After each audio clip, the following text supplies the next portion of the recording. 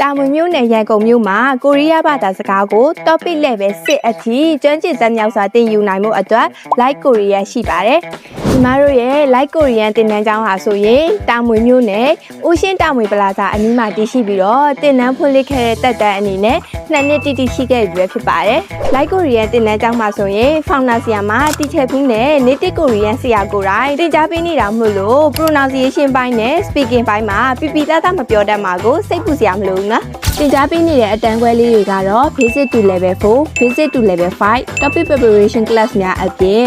beginner speaking နဲ့ intermediate speaking အတန်းလေးတွေကိုလည်းဖွင့်လှစ်သင်ကြားပေးနေတာပဲဖြစ်ပါတယ်။ဒါအပြင်ဘယ်အချိန်အပ် basic class ကိုစာအုပ်အပါအဝင်3000ကျပ်ထဲနဲ့အနက်ငွေရရှိသွားမှာဖြစ်ပြီးတော့ကိုရီးယားကချာနဲ့ရင်းနှီးစေဖို့အတွက် game ချီပွဲတွေကျောင်းတက်ကြံနဲ့တခြား activity တွေကိုလည်း Like Korean မှာပြုလုပ်ပေးသွားအောင်မှာပဲဖြစ်ပါတယ်။ရွေးချယ်လို့ရတဲ့အတန်းခွဲလေးတွေကတော့ campus မှာဆိုရင်တစ်ပတ်4ရက်အတန်း weekend အတန်းတစ်ပတ်6ရက် basic to level 2အတန်းလေးတွေအပြင်မှာလာတက်ဖို့မအားကြတဲ့သူတွေအတွက် face to face online zoom class လေးတွေကိုလည်းဖွင့်လှစ်ပေးထားသေးရပဲဖြစ်ပါတယ်ရှင်။